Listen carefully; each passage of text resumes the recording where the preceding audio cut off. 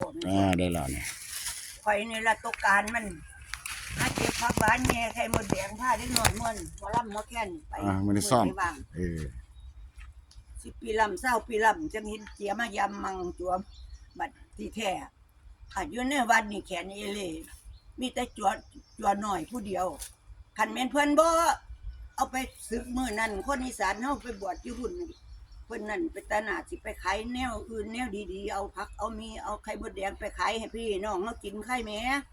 อันนี้เราพยายามอยากแนวกินแนวตำรวจจับไปเอาแล้วไปเรื่องนั้นมาเรื่องเบาเรื่องใหม่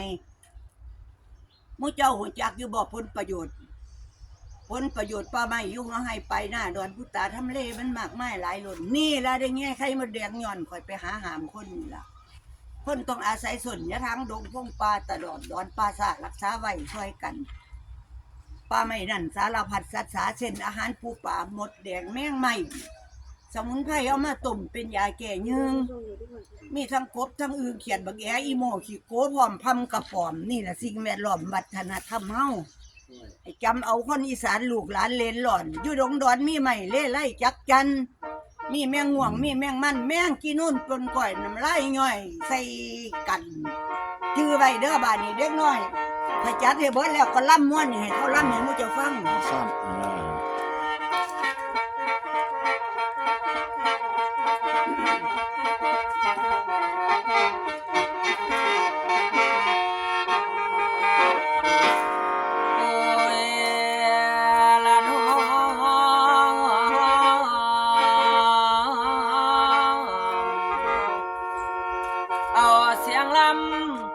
นำเสียงแค้นแท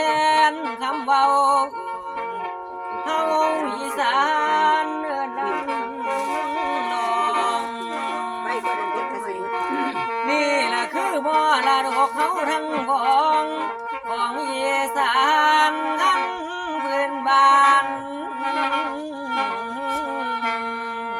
โบราณแม่นว่าลำโบราณแ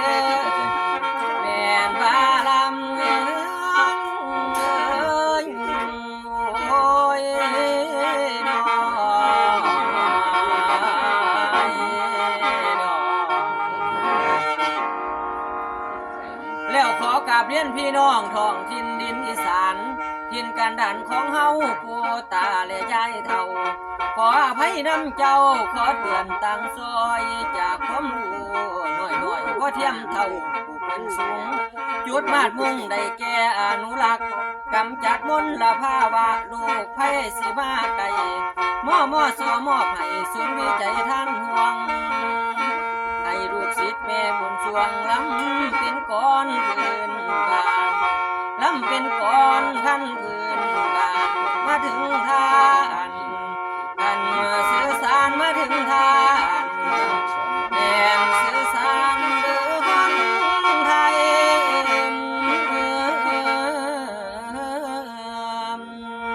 โอ้ยน้อง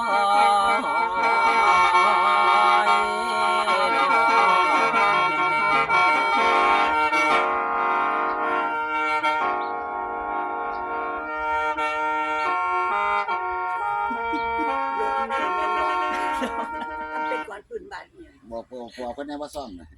นี่ชอบตัดดังเลยขึ้นแต่ต้นไม่จะก่อนล่ำไปบีบซ่องมันเขาอีกจังหน่อยมัน ซ่องเงาอยู่แล้วขอกราบเรียนพี่น้องท้องถิ่นดินอีสานเรียนกันฐานของเฮาปู่ตาและยายเฒ่าขออภัยน้ำเจ้าขอเตือนต่างซอยจากความรู้น้อยๆก็เทียมเท่าผู้เป็นสูง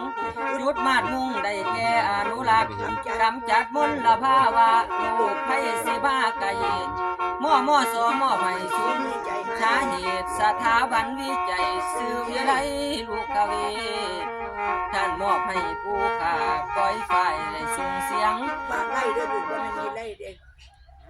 ซื้อว่าไล่ลูกขเวทซื้อว่าไล่ลูกขเว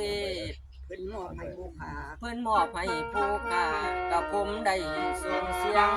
บอกให้เกี้ยงเสียงทรงเป็นก่อนลำเป็นสื่อนำความคิดแนะนำให้จำไว้ เป็นปัจจัยของเจ้าจำเอาไว้แน่ทั้งคนเฒ่าทั้งคน ทั้ง แก่ ลมออกแค่บัดนักแค่นี้ก็ได้ทั้งลมออกให้มันเป็นผูกเป็นก้อนเอ้า คนบ่บักหลาย หนุ่มและสาวผู้บ่าวพร้อมจนเฒ่ากระทางล้านทุกหมู่บ้านในเขตชนบทพากันจดจือจำกระทำพร้อม ให้รักษาวังน้ำเมืองหนองห้วยหอมของน้ำเสียปล่อยติ่มขังไว้ว่าแต่มัน ทั้งน้ำกินบานั้นน้ำอาบให้สดใส ให้ระวังยุงลายองค์ขังยังน้ำหาแนวปิดหาแนวกันตันดีจะมีปองอนามัยถูกต้องสุขาส่วนร่วมเฮาก็ต้องมีส่วนรวมรักษาป่าอนุรักษ์ อากาศดีมีแห้งโรคภัยบ่มาไกลรักษาดงพงไม้แนวกองของอากาศปราศจากป่าไม้สิมองไม่ต่อไป บรรยากาศซ้ำใต้สิฮ้อนกลัวไฟเผาหนาวก็หนาวเหลือทนสั่นเส้นเย็นอย่างฝนบ่ตกมาค้างพื้นดินก็แห้งไงพอเฮาขาดป่าไม้ฝนฟ้าเปลี่ยนฤดูฮ้อนก็ฮ้อนอูบ่มีลมสิเศร้าพักให้รู้จักอนุรักษ์ซอยกันหันน้ำสักผู้นาอาศัยสนโดนร้อนซ้อนปานป่าอาศัยอยู่น้ำลำห้วยแม่ท่านมีป่าไม้ต่อต้านพายุบ่มาแห้งฝนก็ตกตามฤดูบ่เหี่ยวตายเศร้าแห้งสิบ่มีทางแรงสมบูรณ์กันบุญทรงดงภูเขาป่าไม้เขียวเสมชุ่มใบ ปล่อยไปเลย จงพากันละเว้นเป็นประโยชน์ให้สังคม มีสุขาหน้าไม่โรคภัยบ่มาไกลรักษาดงพงไม้แนวของอากาศปราศจากป่าไม้สิมองไม่ต่อไป บรรยากาศสั้นใต้สิฮ้อนกลัวไฟเผาหนาวกะหนาวเหลือทนสั่นเส้นเย็นอย่างฝนบ่ตกมาค้างพื้นดินก็แห้งไง พอเฮากาดป่าไม้ฝนฟ้าเปลี่ยนฤดูฮ้อนก็ฮ้อนอูบ่มีหุ่มสิเศร้าพักให้ฮู้จักอนุรักษ์ซอยกันหันน้ำ มาโง่มาคนเบาปลาใส่ว่างน้ ป่าใสว่างน้ำ ำ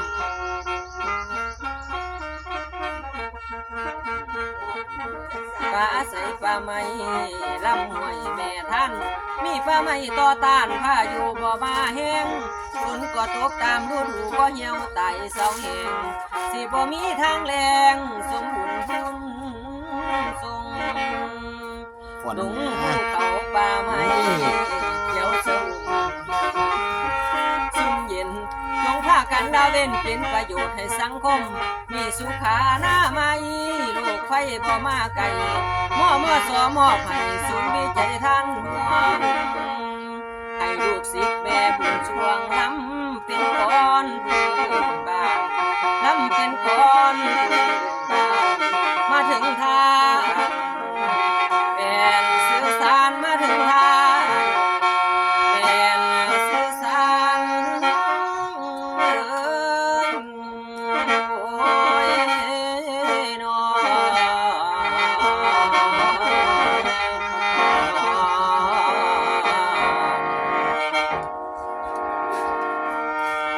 ลงเพิ่มหนึงอยู่ได้นี่ ก่อนยังบอกเพิ่นหน้าฝ่ายบอกพี่น้องนะก่อนนี้ยัง มลภาวะ มล บ่ ภา ให้ วะ ตัดไม้ตัดไหลบ่ให้อัด